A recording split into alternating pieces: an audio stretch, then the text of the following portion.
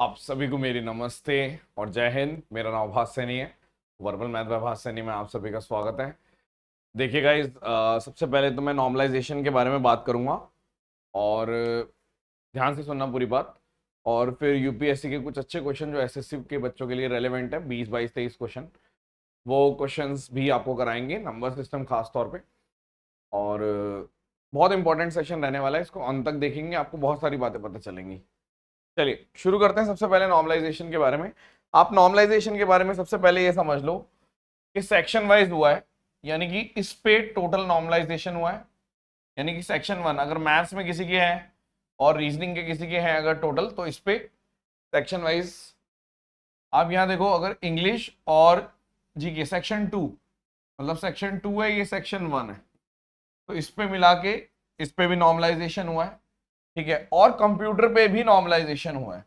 तो section wise normalisation हुआ है, ये पहला पॉइंट है, इस चीज का ध्यान रखना, ताकि आपको पता चले कि अगर मान लो जब आप पेपर देने जाते हो तो आपको थोड़ा आइडिया लग जाता है। मान लो किसी की बात की शिफ्ट है, अगर मान लो उसको आइडिया लग ही जाएगा कि हाँ ये वाली शिफ्ट थोड़ी, सेक्शन ये वाला थोड़ा टफ आ रहा है, उस हिसाब से उसकी अगर जितनी ज्यादा अटेम्प्ट कर लेगा उतने ज्यादा मार्क्स बढ़ जाएंगे, है ना। तो ये पॉइंट पता होना चाहिए। उसके अलावा आप देख लो 2 मार्च की अगर हम बात करें तो कुछ ऑप्शन चेंज हुए, मतलब किसी अगर बच्चे के मार्क्स कम होते हुए दिख रहे हैं और किसी किसी के बढ़ते हुए दिख रहे हैं, तो उसकी वजह यह है कि 2 क्वेश्चनों के ऑप्शन चेंज कर दिए।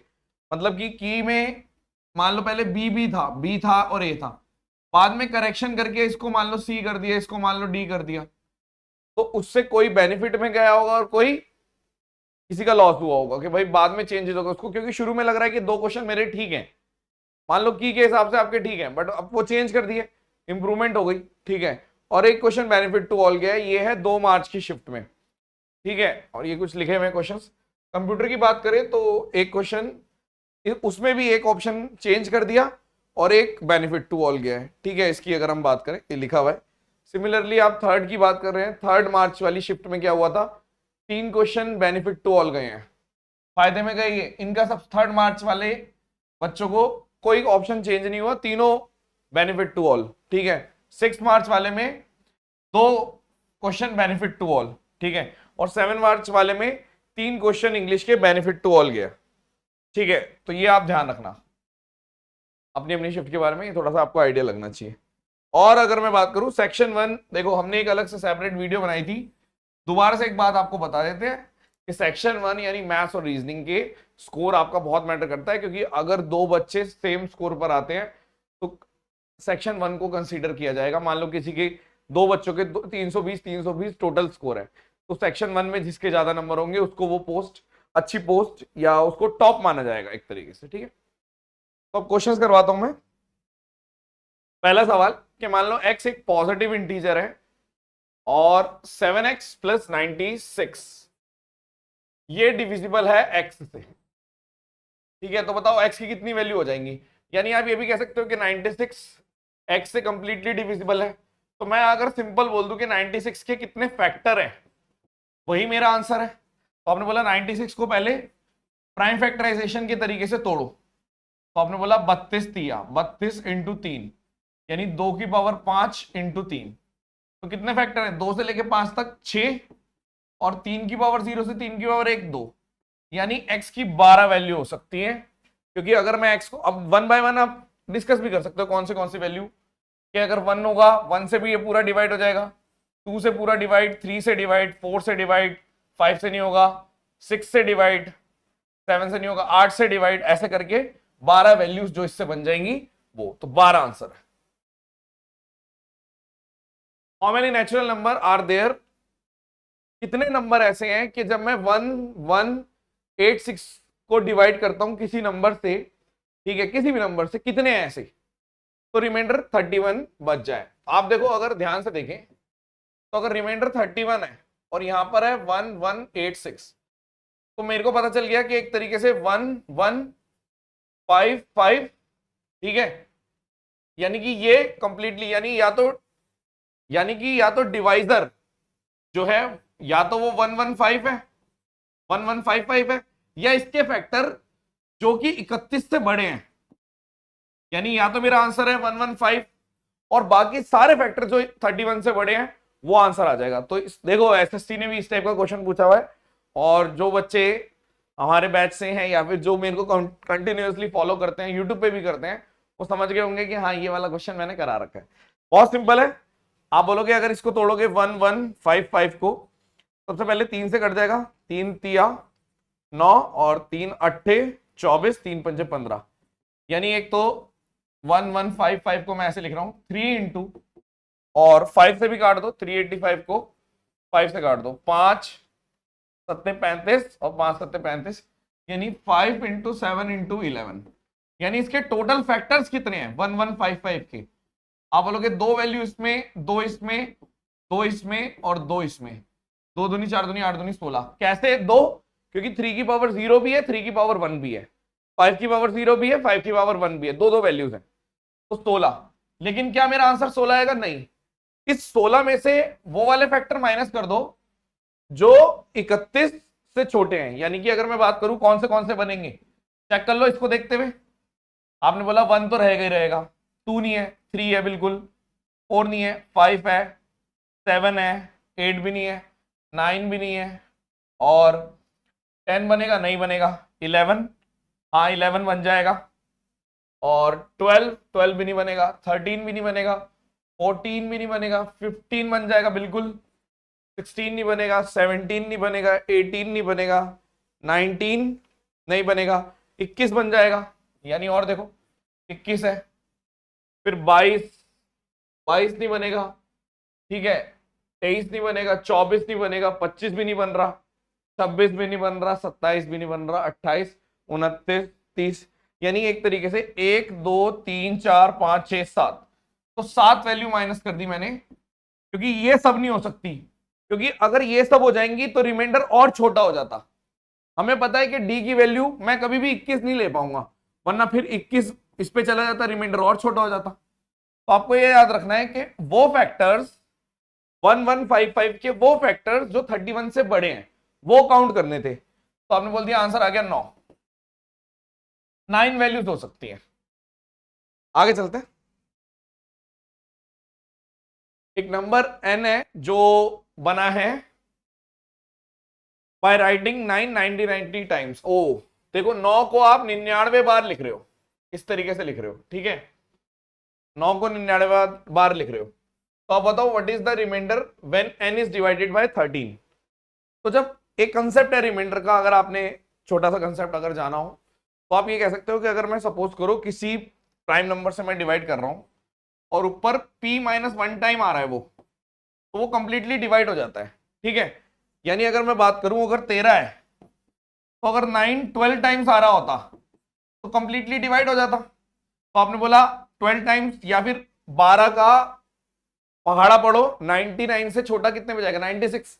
यानी मैं ये भी कह सकता हूं कि अगर, यानी रिमाइंडर 0 है इस केस में, और ये भी कह सकते हो कि 9 अगर 96 टाइम्स आ रहा है और 13 से डिवाइड कर रहे हो तब भी रिमाइंडर 0 है, तो बचा कितना?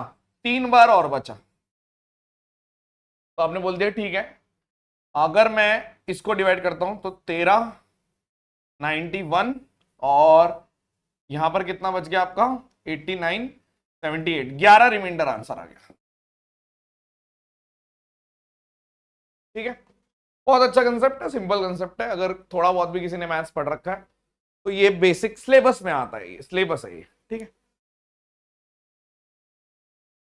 क्या रिमाइंडर आएगा जब मैं 85 87 89 91 95 96 को 100 से डिवाइड कर रहा हूं, ठीक है। तो आप बोलोगे 5 5 मतलब 5 यहां पर भी है, और 5 एक तो यहां पर मिल गया, 17 इंटू 5, 5 से 5 कट गया, और एक 5 यहां पर भी है, 19 इंटू 5, यानी एक और 5 कट गया। और अगर मैं 4 और 4 बचा, तो 4 को अगर मैं काट रहा हूं तो 16 से ये सीधा ही कट गया। यानी कि आप ये बोल रहे हो 100 से कंप्लीटली डिवाइड हो रहा है, तो रिमाइंडर 0 है भाई, ठीक है। अब आप देखो यूनिट डिजिट बतानी है, 2 की power 9 into 7 into 5 into 3 into 1 है। तो मैं इसको ऐसे लेता हूं 45 और 21, यानी कि ऐसे लिख दो 2 की पावर 45 और 21, ठीक है। तो मुझे पता है साइक्लिसिटी 4 है, 4 से इसको डिवाइड करो, 4 से इसको, तो 2 की पावर 1 इंटू 1 यानी 2 की पावर 1, यानी रिमाइंडर आ गया, और यूनिट डिजिट आ गई 2। ठीक है, डुएबल। अगर रिपीट होता है तो 1001 से डिविजिबल होता है, यानी ये आंसर है। बहुत ही आसान है। ठीक है, अब यहां देखो कि 8 डिस्टिंक्ट नंबर हैं, कितने बन सकते हैं? ओके, बनाने 8 डिस्टिंक्ट डिजिट का नंबर। अच्छा okay, how many distinct 8 digit number? अलग अलग नंबर बनाने, आपको अलग अलग नंबर बनाने, 8 डिजिट का एक नंबर होना चाहिए, और इस तरीके से बनाने हैं कि ये जो नंबर है, ठीक है, such that odd digit occupy odd places. 8 का मतलब है 1 2 3 4 5 6 7 8, यानी यहां पे सिर्फ ऑड नंबर आ सकते हैं, odd number, odd number, odd number, और यहां पे even even even even. Okay, यही बोल रहे हैं ना? हाँ, तो बताओ ऐसे कितने नंबर बनेंगे? तो सबसे पहले देखो, ऑड वाले पे काम करते हैं। तो आपने बोला 4 फैक्टोरियल, ठीक है, अगर मैं ऑड की बात करता हूं 4 फैक्टोरियल, और अब अगर आप ध्यान से देखो, देखो जैसे अगर मैं ध्यान से देखूं, ये 1 2 3 4 लोकेशन है, ठीक है, और आपके पास नंबर कितने हैं? एक डिस्टिंक्ट चाहिए ना मेरे को, अलग अलग टाइप के, मतलब एक इसके 2 हैं और इसके भी 2, मतलब आप ये कह रहे हो कि 8 नंबर है, जिसमें से 4 ऑड है और 4 इवन है, ठीक है, और 2 का रिपीटिशन है, यानी अगर मैं इसकी बात करूं तो 4 फैक्टोरियल, और क्योंकि 2 रिपीटिशन है तो 2 फैक्टोरियल इंटू 2 फैक्टोरियल, और अगर इवन की बात करें तो 4 factorial, 4 factorial 2 factorial into 2 factorial. ठीक है, तो अगर मैं इसको बोल दूं तो कितना आएगा? यहां पर अगर आप देख रहे हो तो 4 तिया 2, और 2 इंटू 2, 2 फैक्टोरियल लिख दो, और यहां पे 2 कर दो 6। ठीक है, उल्टा लिख दिया क्या? वेट अ मिनट, मैंने शायद, ओके, देखो इधर एक मैंने डबल लिख दिया ना उसको, मैं कह रहा हूं 4 मेरे ऑड, मतलब ये 4 फैक्टोरियल है ऑड प्लेसेस के, ठीक है, इसको एज इट इज रहने दो। अब नीचे 2 फैक्टोरियल 2 फैक्टोरियल, क्योंकि मैं कह सकता हूं कि अदल बदल कर आ सकते हैं। मान लो जैसे अगर 1 और 3 आ रहा है, ठीक है, तो हो सकता है 3 और 1 आ जाए, यानी 2 पॉसिबिलिटी है, ठीक है, और आपने बोला ठीक है 2 इसकी 2 इसकी। अगर मैं इवन की बात कर रहा हूं, सेम इसमें भी आ जाएगा, 2 फैक्टोरियल 2 फैक्टोरियल। तो अब आप इसको सॉल्व करो, यहां पर आ गया 4 फैक्टोरियल, यानी 4 इंटू 3 इंटू 2 फैक्टोरियल, और यहाँ पे 2 फैक्टोरियल 2 इंटू 1, 2 फैक्टोरियल से 2 फैक्टोरियल, 2 से काटोगे 6, यानी 6 ये है और 6 ये है, 36। अब ठीक है, मैंने क्वेश्चन पहले अलग तरीके से इंटरप्रेट कर दिया था, ठीक है, वैसे ये एसएससी के पॉइंट ऑफ व्यू से थोड़ा कम रेलेवेंट है देखा जाए तो, ये डालना नहीं चाहिए था, बट ठीक है, डाल दिया तो कर दिया। नेक्स्ट, एबीसी इंडिपेंडेंटली काम कर रहे हैं अगर, तो 8 दिन में ए काम कर सकता है। वर्क की अगर बात करें तो 8 दिन में ए कंप्लीट कर देगा, ठीक है, वर्क, और 16 दिन में बी अपना काम कंप्लीट कर सकता है, 12 दिन में सी। तो आप ये मान लो कि अगर 48 है तो इसकी एफिशिएंसी है 6, इसकी एफिशिएंसी 3 है, और इसकी एफिशिएंसी 4 है, ठीक है, कोई बात नहीं। ए ने अकेले मंडे को काम किया, मंडे को काम किया, और बी ने ट्यूसडे को, और सी ने वेडनेसडे को, यानी 3 दिन में अलग अलग काम कर रहे हैं, यानी 3 दिन में 13 यूनिट काम हो जाता है। 48 पे जाना है तो 9 दिन में 3 से मल्टीप्लाई करो, 39 यूनिट काम हो गया। अब आपने बोला ठीक है, बात ठीक है, 9 दिन हो गए, 9 दिन में 39, ठीक है। अब उसके बाद 10वें दिन 10th डे क्या हुआ? 6 यूनिट और काम हो गया, यानी 39 और 6 45, और यदि 11वें दिन बात करें तो 3 यूनिट और हो गया। हाँ ठीक है, तो 11 दिन में काम कंप्लीट होगा, तो सेकंड पोर्शन तो गलत है, और थर्सडे में होगा, यानी वो चेक कर लेते हैं। तो आपने बोला मंडे को स्टार्ट हुआ था, मंडे टू नेक्स्ट मंडे 8, और ट्यूसडे वेडनेसडे थर्सडे 9 10 11, हाँ थर्सडे वाला ठीक है। आप ध्यान से देखो ना, मंडे टू मंडे 8 दिन, उसके बाद ट्यूसडे वेडनेसडे थर्सडे, तो 9वां 10वां 11वां। ठीक है, थर्सडे को काम कंप्लीट, यानी पहला वाला आंसर ठीक है। मार्क किसे करोगे? One only, one only. Next, what is the sum of all digit? अब डिजिट जितनी भी है उन सबका सम चाहिए 10 से लेके 100 तक आने वाली उसमें। ठीक है, आप देखो ऐसे, मतलब पहला मेरा 11 आएगा और यहां पर आपका आ जाएगा 20 और फिर 21 से, मतलब ऐसे करके नंबर पूछ रहा है 91 से 99, इन सबकी डिजिट्स, जितनी भी डिजिट्स हैं इन सबका सम, और लास्ट में आपका 100 आ गया। ठीक है, तो अच्छा 10 भी है। ठीक है, 10 से 10 11 ऐसे करके, और ये 90 से ऐसे मान लो। ठीक है, कोई बात नहीं। मैं क्या करता हूं, सम निकालना है ना सबका, इसका तो सम 1 है ही, बाकियों को देखता हूं। मैं ऐसे करता हूं, देखो आप ऐसे देखो, अगर 2 डिजिट के नंबर्स पे काम कर रहे हो, वंस और टेंस, आप देखिए अगर मैं ये वाला वंस ऐसे लिखो, उल्टा लिख दिया, वंस टेंस। ठीक है, 100 लिख दिया था गलती से। अगर मैं टेंस की बात कर रहा हूं, तो अगर आप ध्यान से देखो तो 1 से लेकर आप इधर लिख लो बस 19 तक, और यहां 20, तो मैं बोल सकता हूं 1 2 3 और 9 तक, और ये कितनी बार आ रहा है? 1 2 3 9 बार। तो इन सबकी डिजिट्स जुड़ गई, यानी टेंस वाले पे काम किया मैंने पहले। तो आपने बोला ये आ गया, इसको जोड़ोगे 9 इंटू 10/2 इंटू 9, तो यहां पर कितना आ गया? 5 45 दिन 405। अभी तक मैंने कौन से डिजिट्स जोड़ी है? जो टेंस प्लेस पर आ रही हैं। अब वंस वाले पे देखो, वंस वाली कितनी आ रही है? 1 2 3, ये इतना ही आएगा, और 9 तक। ठीक है, लेकिन ये कितनी है? आप अगर ध्यान से देखो, ये वाली अगर मैं देखूं तो ये 10, मतलब ये हर बार 1 वाली 10 बार आएंगी।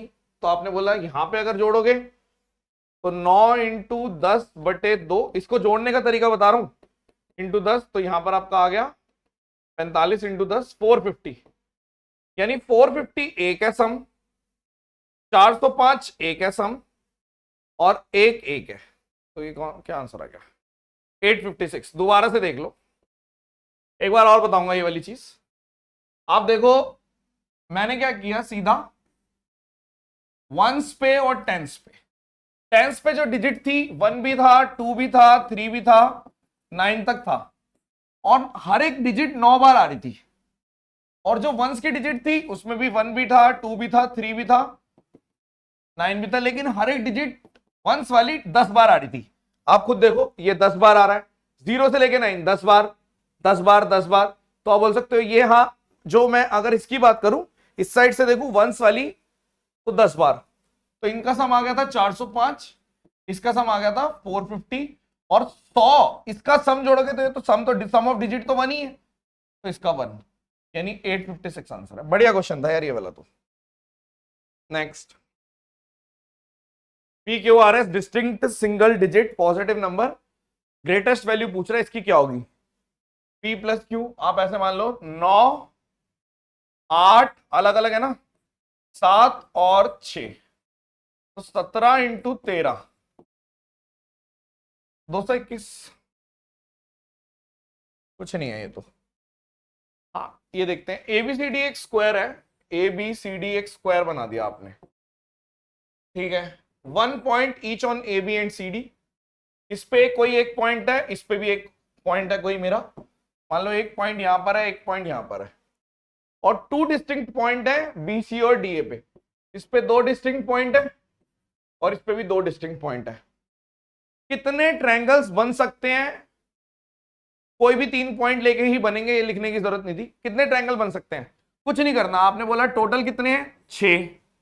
ट्रायंगल किससे बनते हैं? 3 से। 6 ये लिखना था बस, 6 factorial 3 factorial 3 factorial 6 into 5 into 4 into 3 factorial, 3 factorial से एक 3 फैक्टोरियल काट दो, और यहाँ पे 3 इंटू 2 कर दो, 3 दूनी 6 5 चौक 20 बनेंगे। एक आध क्वेश्चन अगर ऊपर नीचे हो जाए तो सॉल्व कर लेना, ठीक है? हो सकता है मैं कोई सिली मिस्टेक कर दूं, थोड़ा हैक्टिक चल रहा है। ओके, तो इस वजह से थोड़ा टाइम नहीं दे पा रहा मैं, बट ठीक ठीक होगा वैसे। देखो इधर, each digit of a 9 digit number 1 है, यानी 9 डिजिट की एक संख्या है ऐसे, 4 5 6 7 8। अगर उसको मल्टीप्लाई कर दिया, यानी इसको फिर से इसी से मल्टीप्लाई कर दिया, तो बताओ जो आंसर आएगा उसका डिजिट सम क्या होगा? ये कोई सवाल है? सम ऑफ डिजिट की बात कर रहे हैं ना सवाल, ये तो हलवा है। एसएससी वालों के लिए तो हलवा ही है। इसका डिजिट 9 है, इसका भी डिजिट 9 है, 1 2 3 9 9 9 81, यानी आंसर यही आएगा, या फिर 9। ये कुछ नहीं था, तो ऐसे ही था। ठीक है, एबीसी और डी एफ 2 3 डिजिट की संख्या है, और ये सारे नंबर अलग अलग हैं, और आपको बोल रहा है कि यदि ए बी सी को जोड़ने से और डी ई एफ को इसको जोड़ने से 1 1 1 1 आ रहा है, तो बताओ इन सबका जोड़ क्या होगा? आपको इतना तो समझ जाना चाहिए इन दोनों को मिला के, क्योंकि सिंगल डिजिट है, तो 11 और 21, 21 कभी आएगा नहीं, क्योंकि मैक्सिमम 9 और 9 जुड़ सकता है, तो मैक्सिमम 2 डिजिट को जोड़ के 18 बनता है। तो इसका मतलब इन दोनों का C प्लस F हमेशा 11 रहेगा, तभी एक और यहां पे एक, तो अगर एक कैरी फॉरवर्ड हो गया तो B प्लस E 10 आ जाएगा, फिर 11 फिर एक, तो A प्लस D 10, तो इन सबको जोड़ना था, 31 आंसर आना था, कुछ नहीं है ये। नेक्स्ट ये करते हैं, 3 डिजिट का नंबर है ABC, और अगर आप इसको D से मल्टीप्लाई करोगे तो ये 3 7 D आ रहा है, और ये सारे अलग अलग नंबर हैं।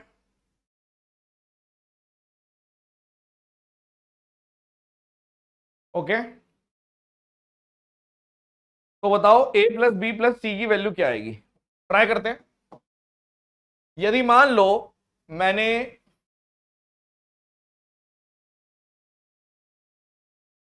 अगर मैं ऐसे ले लेता हूं, यहां से चलता हूं, बैकवर्ड अप्रोच लेता हूं, अगर मैं 3711 को 1 से करोगे तो ये तो 4 डिजिट का नंबर आ जाएगा, 1 नहीं हो सकता, यानी डी की वैल्यू 1 नहीं हो सकती। 3722 को अगर मान लो ये 2 से डिवाइड करूंगा मैं, तो भी 3 डिजिट का नंबर नहीं मिलेगा, गलत। आप बैकवर्ड चलो, आपने बोला एबीसी को मल्टीप्लाई करना है और नंबर ले लिया मान लो 2, और यहां पर आपका आ गया 3722, लेट किया ना, तो 2 से काटेंगे 3 डिजिट का तो नहीं आएगा, यानी डी 2 भी नहीं हो सकता। बहुत बढ़िया तरीका है, डी को 3 लेके देख लेते हैं, ट्राई करते हैं। 3733 डिवाइडेड बाय 3, 3 3 9, ये तो कटेगा ही नहीं, क्योंकि देखो मैं यहां पे 3 ले रहा हूं और यहां पे 3733, तो ये तो कटेगा नहीं, डेसिमल में आएगा, 3 भी नहीं हो सकता। अगला देखो, एबीसी इंटू 4, अगर एबीसी इंटू 4 ले लूंगा,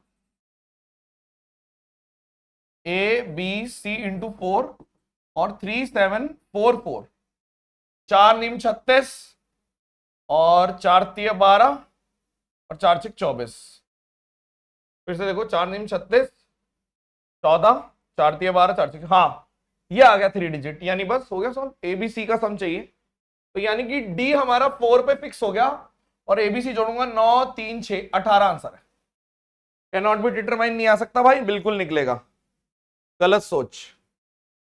एक प्रिंसिपल है पी, वो क्यू बन जाता है 1 साल में, पी से क्यू बन जाता है 1 साल में अगर कंपाउंडेड हाफ ईयरली कर रहे हैं, और रेट ऑफ इंटरेस्ट है R%, ठीक है। और सेम प्रिंसिपल पी से क्यू बन जाता है 1 साल में, लेकिन अब की बारी रेट S% कर रहे हैं, ठीक है। बिल्कुल, यहां पर आपका हाफ ईयरली है बस, और यहां पे एनुअली है, ठीक है। तो बताओ कौन सा ठीक है? देखो सबसे पहली बात तो ये कोई सवाल मतलब एसएससी के पॉइंट ऑफ व्यू से बिल्कुल हल्का सवाल है, क्यों?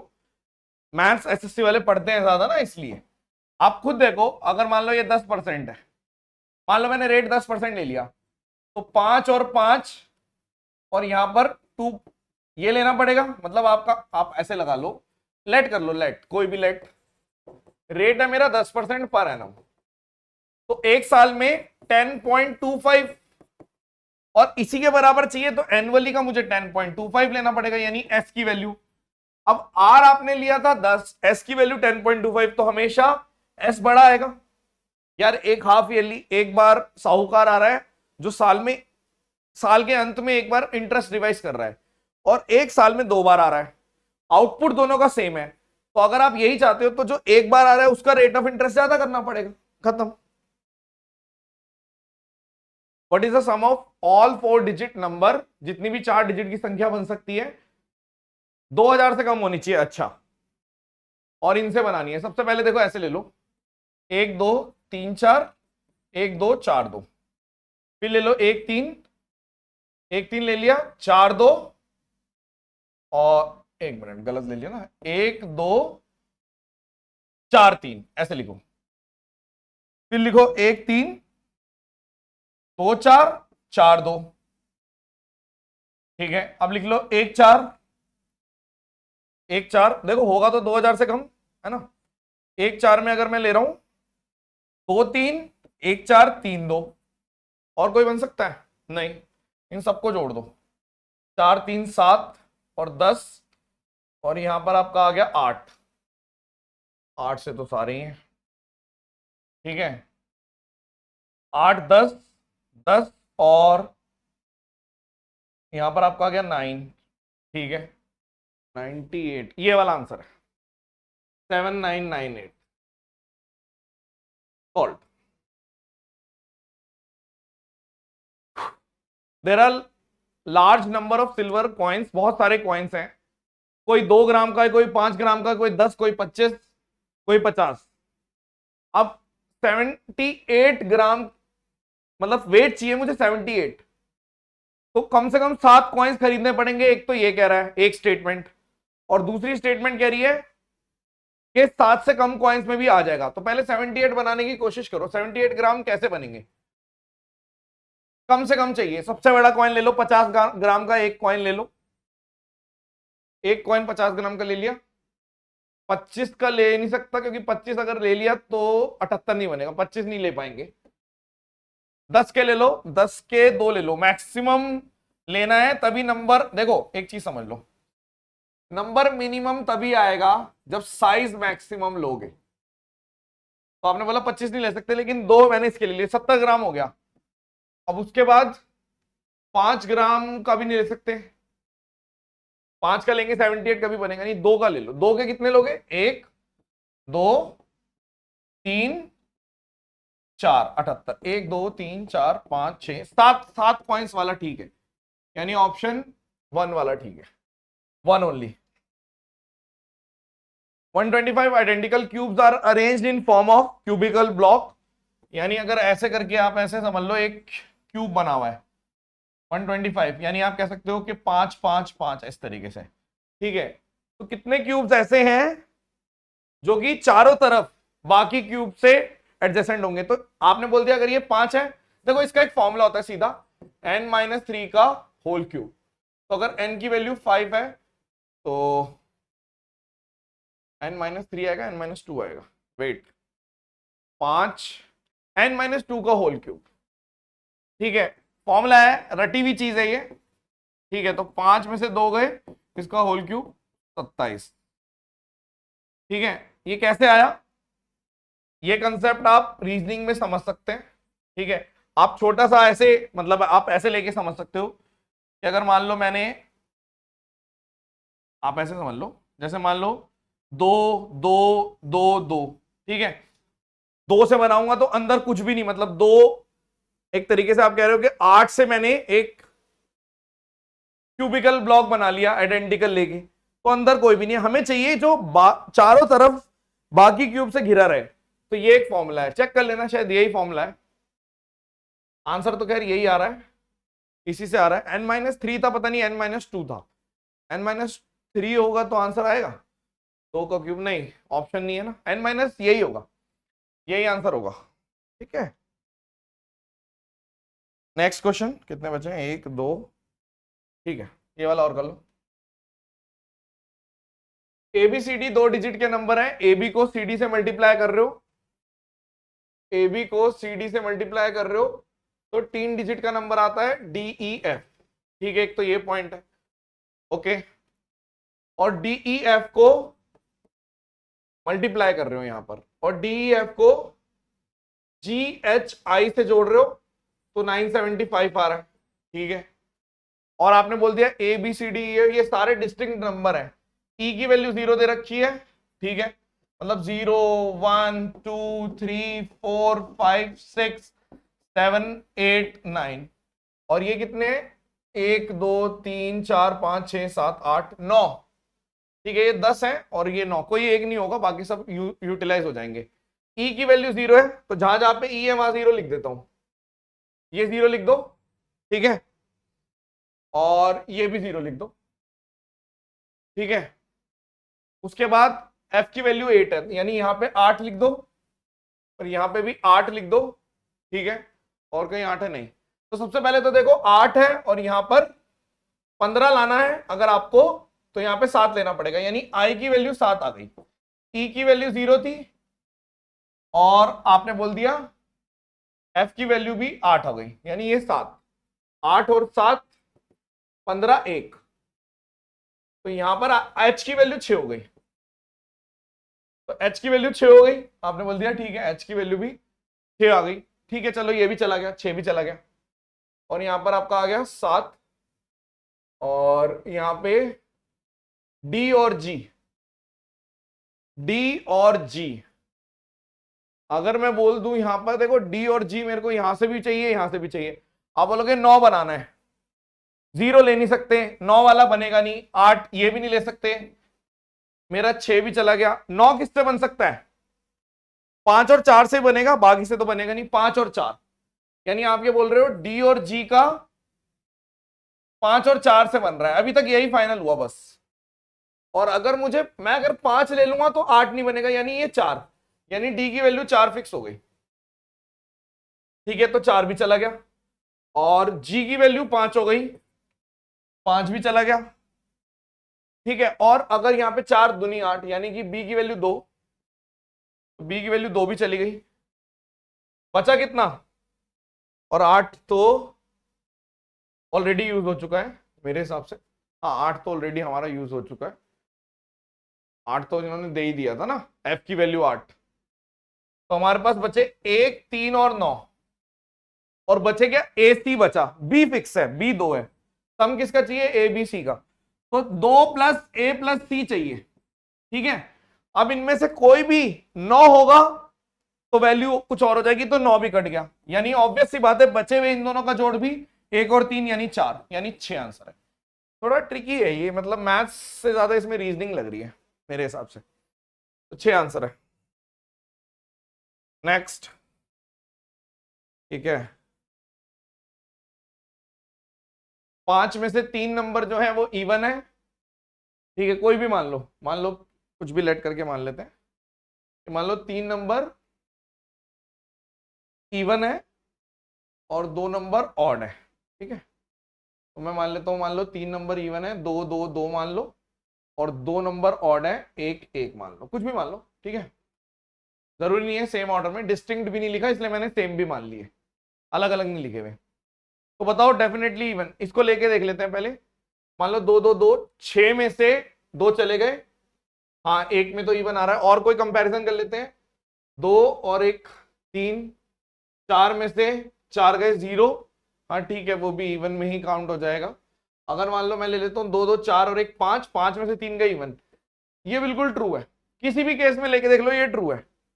इसको भी देख लेते हैं ऑड, तो आपने बोला ये इवन इवन और इवन, ठीक है, और आपको ऑड चाहिए, तो यदि मैं डेफिनेटली ऑड की बात करता हूं, ठीक है, अगर मान लो ये इवन बना ही देगा, ये इवन बना ही देगा, ये भी इवन बना देगा, इन दोनों को देखो बस, तो यदि मैं इन दोनों को देखता हूं तो कोई भी लूंगा, कोई भी 2 लूंगा इवन, कोई भी 2 लूंगा इवन, इन दोनों को लूंगा इवन, ये ले रहा हूं ऑड, लेकिन अगर आप डेफिनेटली बोल रहे हो तो वो वाला फॉल्स हो जाएगा, यानी ये फॉल्स है, तो यानी कि पहला वाला ट्रू मार्क करेंगे हम, तो first only. Consider the following respect to prime number, P एक प्राइम नंबर है और सी कंपोजिट नंबर है, कोई भी नंबर मान लेते हैं। सबसे पहले देखते हैं कि क्या ये इवन हो सकता है, तो आप मान लो P की वैल्यू मान लो कोई भी इवन लानी है ना, तो मैं प्राइम नंबर 5 ले लेता हूं, C को ले लेता हूं, कंपोजिट है 4 ले लो, तो P-4 यानी कि ये नहीं, ये तो ऑड हो गया। और कोई देख लेते हैं कि अगर P plus prime number plus कोई भी कंपोजिट नंबर, मान लो आपने ले लिया, ऐसे ले लो 7 प्लस 2 ले लूं, दो नहीं 4, 7 प्लस 4 11, नहीं पॉइंट में क्यों लेंगे, इसको कैसे देखें, इवन आएगा नहीं आएगा, पहले कोई और जो दिख रहे हैं वो देख लेते हैं। 2B plus C can be odd, can be odd, हाँ बिल्कुल ऑड हो सकता है, क्योंकि आप बोलोगे कि ये वाला अगर 2 × 2 ले लो प्लस कंपोजिट कोई सा भी ले लो, अगर मान लो मैंने 4 ले लिया और कंपोजिट मैंने ले लिया कोई और नंबर 15 ले लिया मान लो, ठीक है, तो 19, हाँ यस, कोई एक भी मिल गया तो ट्रू है। पीसी कैन बी ऑड, तो 2 तो ठीक है, यानी ये नहीं हो सकता। पीसी कैन बी ऑड, तो ऑड हाँ बिल्कुल हो सकता है, 15 और कोई भी प्राइम नंबर ले लो 3, तो 45, ये भी ठीक है, 2 और 3 सही होने चाहिए, यानी ये भी कट गया इन दोनों में से। पहले वाला देख लेता हूं मैं, प्राइम नंबर ले लेता हूं 2 और कंपोजिट नंबर ले लो आप कोई भी ले लो, मान लो जैसे आपने ले लिया 4 और 2 में से 4 गए, हाँ ठीक है ये भी इवन आ गया, तो ये भी ट्रू है। नेगेटिव आ रहा है लेकिन इवन है, उससे क्या फर्क पड़ता है, इवन है यानी कि ट्रू, तो ये तीनों ही ट्रू हो गए, तो मैं तो इसको मार्क नहीं करूंगा, 1 2 एंड 3, मेरे हिसाब से आंसर डी आएगा, ठीक है। हाँ तो ये आपके कुछ क्वेश्चंस थे, ठीक है, हमारी टीम ने निकाल के दिए अपने हिसाब से कि ये वाले क्वेश्चन एसएससी के पॉइंट ऑफ व्यू से इंपॉर्टेंट है, एक आध नहीं लगा मुझे, बाकी ठीक लगे। और अगर आपको लगता है कि कोई और क्वेश्चन यूपीएससी का था जो कि इंपॉर्टेंट है एसएससी के पॉइंट ऑफ व्यू से और हमने इसमें मिस किया, तो आप कमेंट सेक्शन में बता देना, उसकी शॉर्ट वीडियो करा देंगे। आई होप कि आपको पसंद आई होगी ये सेशन, और कमेंट सेक्शन में जरूर बताना। नॉर्मलाइजेशन को लेकर भी मैं आपको अगर बताऊं तो देखो, सबसे बड़ी बात यह है कि अगर जब आपको 2023 में सिलेक्शन लेना है तो 2-3 चीजों का आप सामना कर लो। पहला कि पहले जितनी सीट्स नहीं है इसलिए कट ऑफ बढ़ के आएगी। प्री भी थोड़ा सा एक चैलेंजिंग मान के चलना कि इतना, मतलब ठीक है जिसकी तैयारी है वो तो निकाल ही लेगा, लेकिन आप ये नहीं सोच सकते, पिछली बार बहुत सारे ऐसे लोग निकल गए जिनकी तैयारी नहीं थी अच्छी, क्यों, क्योंकि कट ऑफ कम गई थी, सीट्स ज्यादा थी, इस बार कम जाएगी, मतलब इस बार कट ऑफ ज्यादा जाएगी, लोग कम लेंगे वो, ठीक है, पॉइंट समझ रहे हो, मतलब ऑब्वियस सी बात है उतने ही टाइम्स लेते हैं, तो इस चीज का ध्यान रखना, तैयारी आपकी भरपूर होनी चाहिए। दूसरा पॉइंट, मैं ये नहीं कह रहा हूं कि बाकी सब्जेक्ट्स पढ़ने की जरूरत नहीं है, लेकिन मैथ्स और आपका रीजनिंग और इंग्लिश, ये 3 चीजें बहुत इंपॉर्टेंट है जो आपको आनी चाहिए। हाँ जीएस पढ़ो, लेकिन इतना भी मत डिपेंड हो पूरा पूरा दिन आप जीएस पे जा रहे हैं, क्योंकि जरूरी नहीं है कि आपके पढ़े में से हो जाएगा, बट हाँ धीरे धीरे रोज पढ़ोगे तो लॉन्ग टर्म में आपको बेनिफिट देगा। और भी चीजें अगर आप चाहते हैं मैं डिस्कशन के लिए किसी दिन आऊं तो डिस्कशन के लिए आऊंगा मैं। चलिए, thank you so much, session dismiss, bye bye.